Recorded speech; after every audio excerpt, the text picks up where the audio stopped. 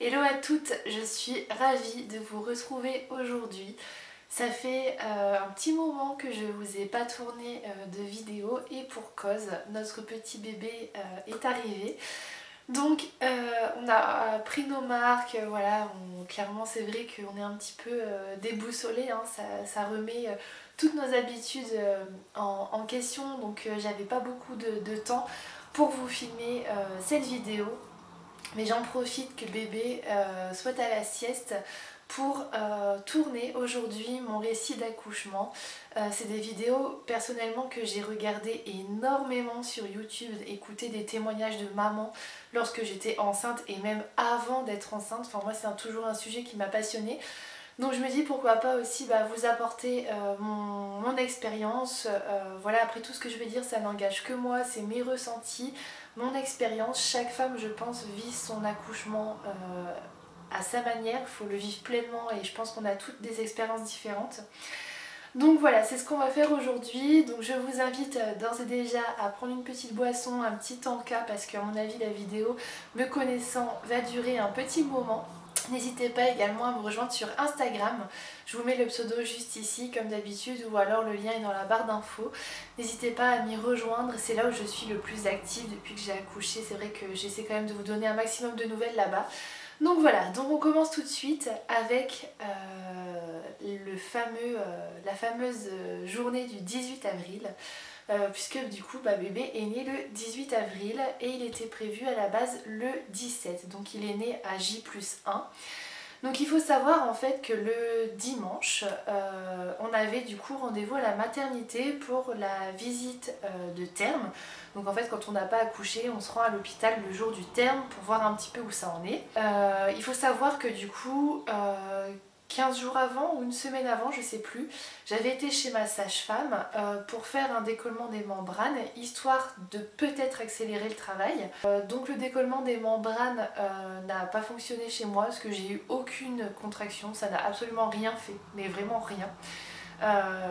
Donc j'ai patienté sagement, même si je vous avoue qu'à la fin, et je compatis avec toutes les mamans quand elles disent on n'en peut plus à la fin, on n'a qu'une envie, c'est qu'ils sortent, et c'est tout à fait vrai. On se sent lourde, on se sent encombré, on a du mal à faire les gestes habituels, et franchement c'était même pesant, donc c'est pour ça que j'avais appelé ma sage-femme, est-ce qu'on peut faire un décollement des membranes, j'ai envie d'accoucher le plus vite possible. Donc c'est chose faite, alors certaines femmes ont mal, moi personnellement dans mon cas je n'ai absolument rien senti au moment du décollement des membranes. Mon col était en fait ouvert à 1 déjà, donc elle a pu y accéder et je n'ai rien senti. Certes c'est pas agréable mais aucune douleur, donc bref. Donc s'en est suivi quand même 2 jours après, j'ai perdu le bouchon muqueux. Donc ça pareil, grande surprise puisque moi on m'avait juste dit tu verras tu perds le bouchon muqueux en une fois et voilà c'est signe que l'accouchement est proche. Alors moi je l'ai perdu sur plusieurs jours, ça n'arrêtait pas en fait, voilà donc c'est un peu comme du blanc d'œuf, hein, désolé des détails mais vous savez qu'ici sur cette chaîne on parle de tout. Donc c'est un peu comme du blanc d'œuf qui s'est coulé et donc bon je me disais peut-être que ça va arriver.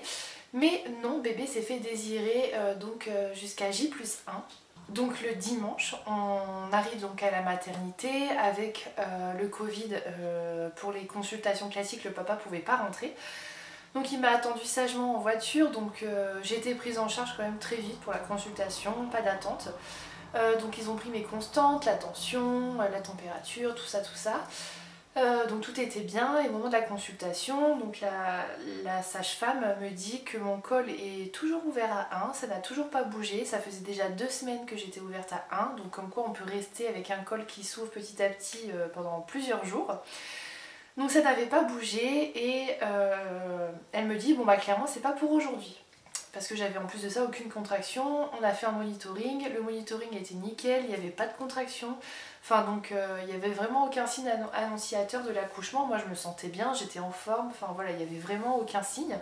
Donc je redemande à la sage-femme de la maternité, est-ce que vous pouvez me refaire un décollement des membranes, parce que c'est quelque chose qu'on peut faire plusieurs fois. Et là elle me répond non clairement je ne vais pas vous le faire parce que j'ai pas envie que vous accouchiez aujourd'hui. Les salles d'accouchement sont pleines, ça déborde, les équipes sont sous l'eau. Donc faut clairement pas accoucher aujourd'hui madame. D'accord, ok, donc bah je n'ai pas mon décollement des membranes.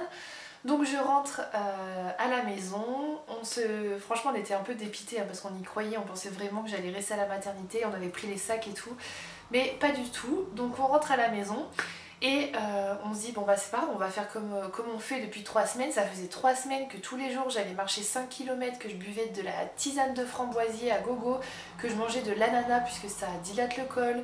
Enfin voilà, on a vraiment tout essayé pour faire arriver bébé avant. Donc on se dit bon bah allez go c'est parti, on va aller refaire une marche de 5 km. Donc le dimanche après-midi on va faire notre marche. Franchement c'est vrai qu'on a bien marché assez rapidement tout ça. Mais aucune contraction à l'horizon, je passe ma journée tranquillement, il faisait beau, je me mettais au soleil tranquille. Donc bref, la journée se passe, le soir je regarde la télé, bébé bougeait encore beaucoup dans mon ventre, donc vraiment j'étais très loin de m'imaginer que j'allais accoucher le lendemain. Puisque du coup vers 23h30 je décide bah, du coup d'aller me coucher et je me souviens encore de l'heure précise. Je dormais et là 23h57, une douleur dans le ventre comme j'ai jamais eu. J'avais eu en fait tout au long de ma grossesse des contractions de Braxton Hicks je crois, c'est des contractions en fait non douloureuses, on voit le ventre se contracter et c'est tout. Sauf que là j'ai senti mon ventre se contracter et une douleur, une vraie douleur quoi, ça nous prend vraiment dans le bas du ventre, dans les reins également. C'était assez douloureux, je me suis dit oh là là la vache qu'est-ce qui se passe, je crois que c'est une vraie contraction. Donc tout de suite j'ai regardé l'heure pour voir s'il y en avait une deuxième derrière. Et en fait ça s'est enchaîné puisque toutes les 5 minutes j'avais une contraction. C'était direct en fait, dès ma première contraction ça a été hyper régulier. Tous les 5 minutes j'avais des contractions qui étaient de plus en plus douloureuses.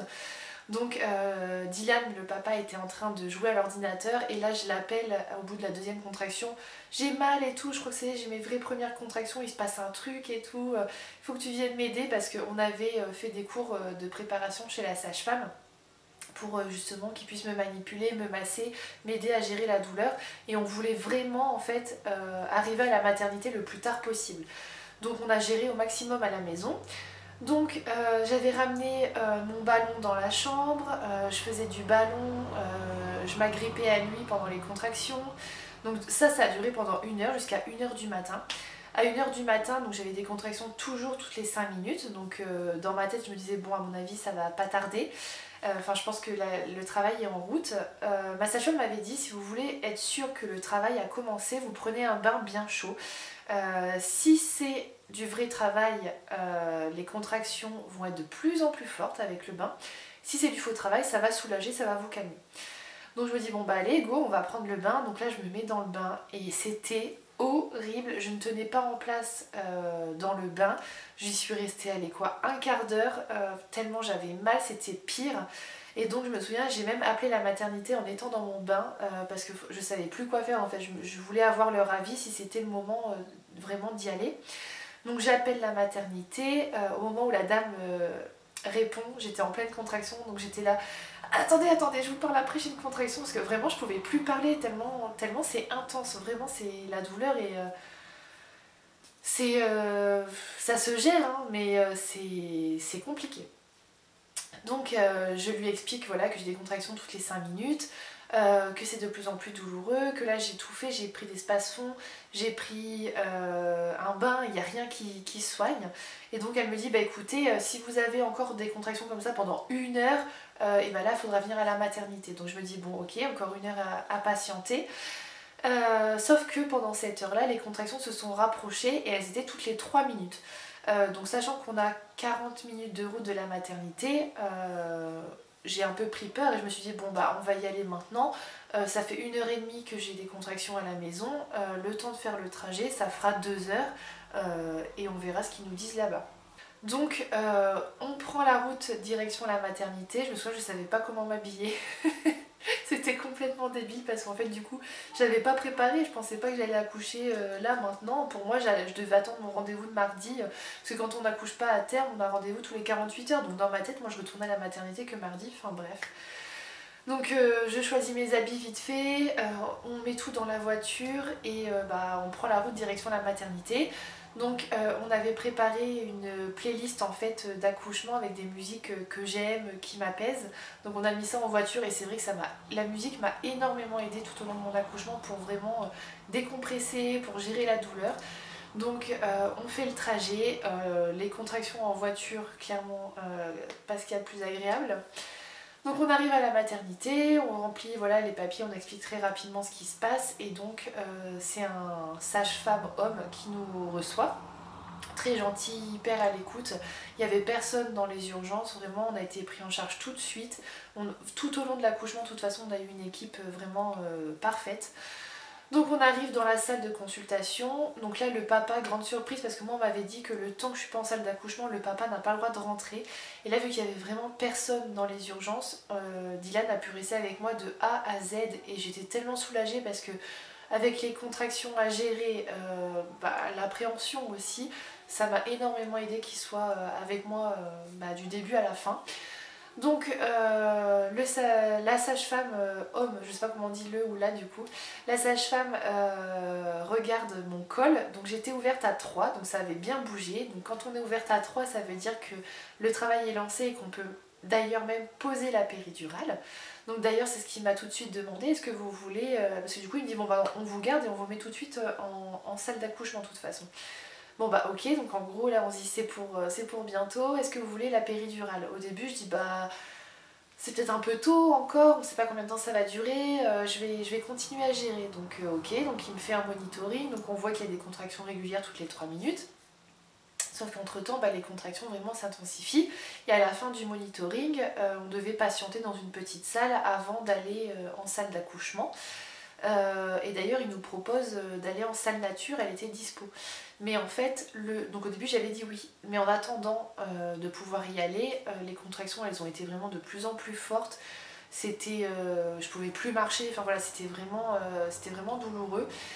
Donc le sage-femme revient, je lui dis en fait j'ai changé d'avis, posez-moi la péridurale maintenant s'il vous plaît, j'en pouvais plus.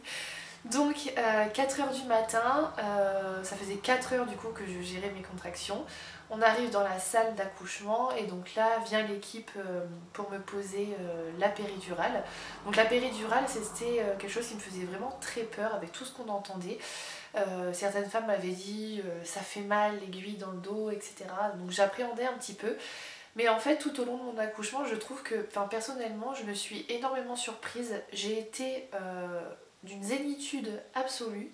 Moi qui pensais qu'il allait paniquer au moindre geste médical qu'on allait effectuer sur moi, en fait tout s'est déroulé hyper sereinement. Et je pense que ça c'est grâce à mon chéri qui m'a vraiment apaisée et qui m'a vraiment rassurée tout au long de cette journée et de cette nuit. Donc 4h du matin vient l'équipe médicale, le papa sort du coup le temps de poser la péri. J'ai plus de batterie, c'est génial. Je n'avais plus de batterie, donc j'ai mis ma batterie à charger. Entre temps, j'ai dû changer la couche, donner le bib. Bref, je pense que ce sera souvent comme ça maintenant dans mes vidéos. Donc bref, je vous disais, donc 4h du matin, l'équipe médicale arrive pour me poser la péridurale. Donc ils ont fait sortir le papa. Et donc j'avoue, j'ai quand même eu une petite montée de stress au moment où on a commencé à m'installer, donc sur le bord du lit, où on me dit de bien baisser les épaules, etc. Donc il y avait une sage-femme, ou enfin une dame en tout cas qui était là pour m'aider à me détendre, à bien me positionner, etc. Donc on faisait ça entre 2 contractions, donc c'était pas forcément pratique de garder la position vraiment et épaules baissées, dos courbé pendant qu'on allait poser la péridurale. Donc l'équipe médicale, les anesthésistes au top, ils m'ont expliqué vraiment tout de A à Z. Bon bah là on va faire ça, là on va faire ça, là je vais piquer, là je vais... Voilà, enfin voilà, on m'a vraiment tout expliqué, c'était hyper rassurant je trouve. Donc voilà, donc j'ai eu une petite montée de stress et donc avant qu'on me pique, je me souviens j'ai dit à la sage-femme est-ce que je peux prendre votre main, est-ce que je peux vous donner la main? Je sais pas pourquoi, en fait j'avais peur et j'avais besoin de toucher quelqu'un, que quelqu'un visse avec moi. Donc elle était hyper sympa, donc elle est venue tout près de moi, elle m'a rassurée, elle s'est collée à moi et donc après ils ont piqué. Et étonnamment, je n'ai rien senti, ça m'a vraiment fait la même sensation d'une piqûre quand on fait une prise de sang en fait, mais dans le dos. J'ai pas senti de... j'ai pas eu de douleur vraiment au moment de la pose de la péridurale, aucun souci. Et je sais de quoi je parle parce qu'on me l'a posé 2 fois, je vais vous raconter après. Donc vraiment aucun souci là-dessus. Après on m'avait dit vous allez sentir une sensation de frais du coup qui va descendre, enfin qui va être tout au long de votre colonne vertébrale. J'ai eu cette sensation mais c'était vraiment très léger et pas du tout embêtant, au contraire c'était même plutôt agréable comme sensation. Donc après donc on m'a installé, on m'a allongé, donc je pouvais encore bouger mes jambes, sachant que la péridurale elle a agi une demi-heure après, donc on va dire que j'ai vraiment été soulagée à partir de 5 h du matin. Donc le papa après est revenu dans la chambre. Et donc là, il n'y avait plus qu'à attendre, hein. Il fallait laisser faire les choses, il fallait attendre que le col s'ouvre à 10, ensuite que bébé s'engage dans le bassin. Et tout ça, ça a pris du temps puisque il y a eu au total 19 heures de travail. Donc ça a été long, puisque donc du coup bébé est né à 18h44 le 18 avril. Donc sachant qu'on est arrivé la nuit à 2 h du matin. Donc ça a été quand même assez long. Donc avec la péridurale j'étais soulagée, donc avec le papa on écoutait des musiques, sauf que à partir de 9 h du matin, je sens que la péridurale n'agit plus. Alors la péridurale était hyper bien dosée, je sentais absolument tout mon corps, je pouvais bouger mes jambes mais vraiment facilement, elles n'étaient pas lourdes du tout, simplement je sentais plus la douleur en fait, c'était vraiment magique, hein. Moi je suis team péridurale à 100%. Sauf que à 9 h du matin, je sens que j'ai à nouveau des contractions. Et les contractions, elles étaient quand même hyper rapprochées, hein. Il y en avait presque toutes les minutes à ce moment-là. Et assez douloureuses. Je me suis dit, il y a un problème. Donc j'appelle l'anesthésiste, enfin vous savez la petite sonnette, donc j'explique la situation. Donc elles me disent qu'on on va remettre une dose. En fait vous avez une petite pompe à votre disposition qui permet de mettre plus de produits quand vous en avez besoin. Et donc il y a un système, hein, vous ne pouvez pas appuyer à fond tout le temps, au bout d'un certain temps on peut vous réinjecter une dose et donc le petit bouton devient vert et vous pouvez appuyer vous-même. Donc voilà, donc, sachant que moi je faisais déjà ça depuis qu'on m'avait posé la péridurale. Sauf que ça n'agissait pas. Et je disais à l'équipe médicale, il y a un problème, j'injecte des doses et j'ai toujours aussi mal en fait, je comprends pas. Et ça a duré de 9 h à midi, donc pendant 3 heures je me suis retapé des contractions, comme si j'avais pas de péridurale, mais vraiment hyper intense, j'en pleurais, j'avais chaud, franchement c'était vraiment pas drôle. Et à midi, il y a une des anesthésistes qui, à la jugeote, de regarder si mon cathéter est bien en place. Parce que du coup, pendant 3 heures, je les avais quand même appelés plusieurs fois, et ils venaient et à chaque fois, ils me réinjectaient des doses. Donc j'ai peut-être eu, je sais pas, 4 doses supplémentaires. Et elle ne comprenait pas pourquoi j'étais pas soulagée. Et tout simplement, à midi, donc on regarde mon cathéter de la péridurale dans mon dos, et en fait il avait bougé, il était complètement sorti, donc en fait les doses qu'on injectait n'allaient pas dans mon corps et donc ne pouvaient pas me soulager. Donc là on me dit va falloir reposer une péridurale, donc rebelote, à midi le papa sort, on me réinstalle, on me pose la péridurale et là c'était vraiment dans le speed puisque je n'avais pas de sage-femme en face de moi pour me dire de baisser les épaules, de m'installer confortablement. L'anesthésiste m'a dit bon vous gérez, ouais. Vous baissez les épaules, vous bougez plus. Ok, donc j'étais là toute seule à attendre qu'il me pique. Et je me souviens même que la sage-femme du coup est rentrée au moment où on avait fini de poser la péridurale en disant c'est bon, je suis prête, on y va, on peut la poser. Et l'anesthésiste a répondu bah non, c'est bon, madame a géré toute seule, c'est posé, elle va être tranquille.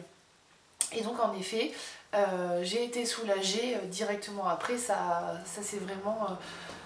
La douleur est vraiment repartie comme à la première pause, donc j'ai été soulagée. Donc par contre la journée c'était long, on attendait, donc on venait voir mon col qui bougeait un petit peu au début, donc ouvert à 4, après ouvert à 6, après ouvert à 8. Et quand il était ouvert à 8, il est resté un moment comme ça, en fait ça ne bougeait plus, à tel point que y a une des sages-femmes qui m'a même dit à un moment... on va pas exclure le fait d'aller en césarienne si vraiment ça bouge pas plus et que le cœur du bébé, parce que il commençait un petit peu à fatiguer, il faut garder cette éventualité. Donc Franchement, j'avais vraiment pas peur d'aller en césarienne parce que j'étais tellement fatiguée qu'à un moment donné j'ai même dit à Dylan j'en peux plus, emmenez-moi en césarienne quoi, qu'on en finisse, donnez-moi mon bébé. En fait j'avais qu'une envie, c'était d'avoir mon bébé avec moi, que la douleur s'arrête parce que même si on a la péridurale, enfin moi personnellement je sentais que mon corps travaillait, que j'étais fatiguée.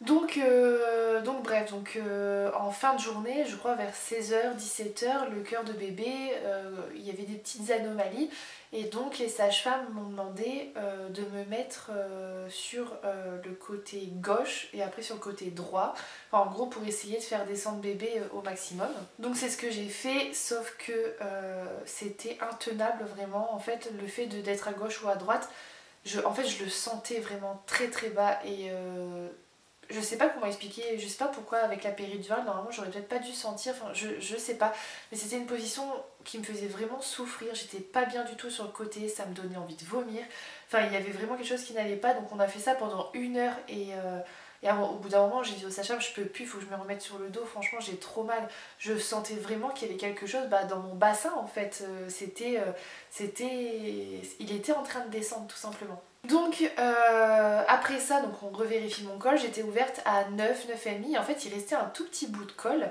et la sage-femme me dit ça doit pas être trop gênant, normalement on va pouvoir s'installer pour pousser. Donc on s'installe, donc 18h pétante, on m'installe pour pouvoir pousser. Donc là il y a une auxiliaire de puéricultrice qui s'appelait Nadia qui est venue du coup à côté de moi.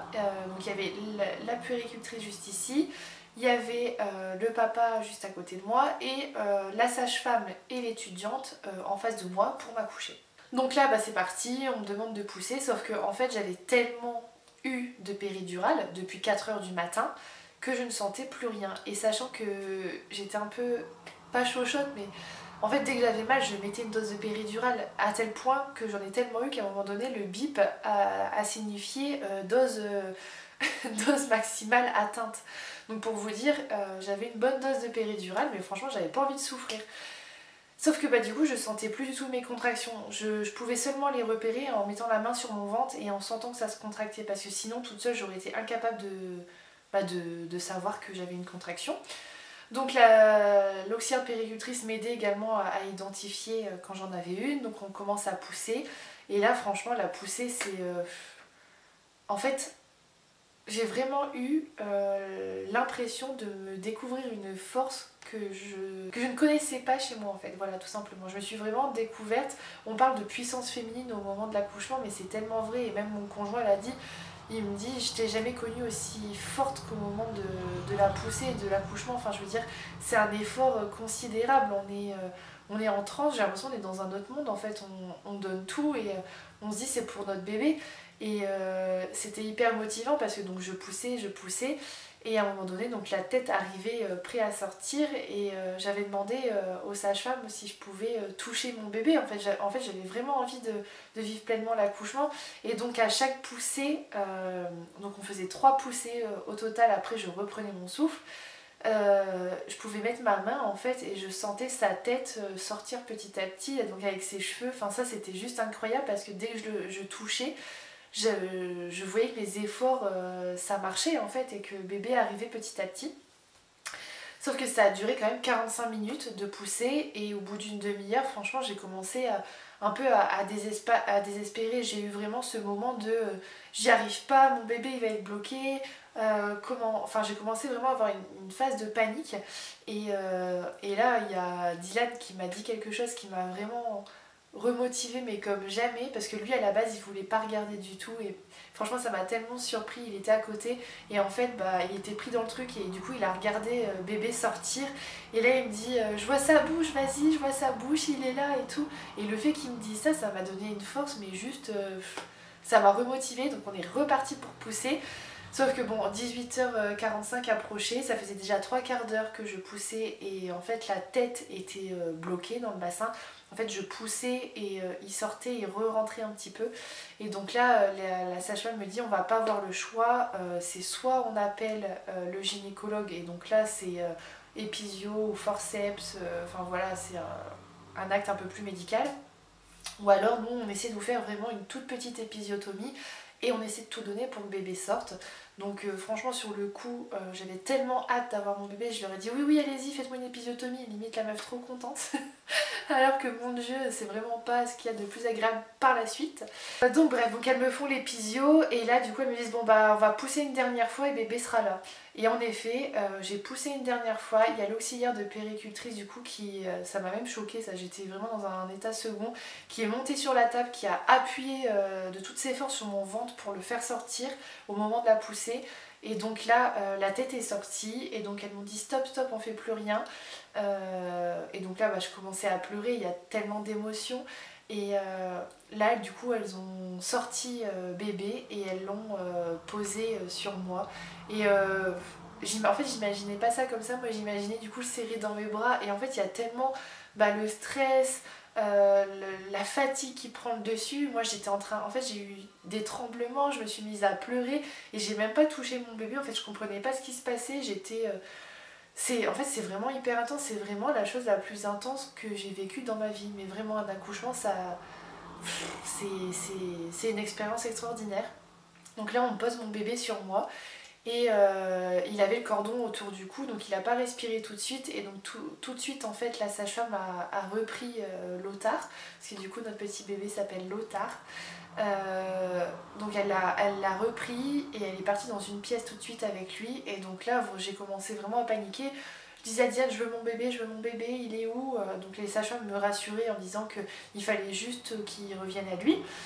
Sauf que moi, franchement, ça a pas duré longtemps, ça a peut-être duré 2 minutes, hein, le temps qu'il est parti, mais ça m'a paru une éternité. Et au bout de 2 minutes, il y a une des sages-femmes qui est venue chercher le papa en disant c'est bon, il va bien, vous pouvez venir avec nous.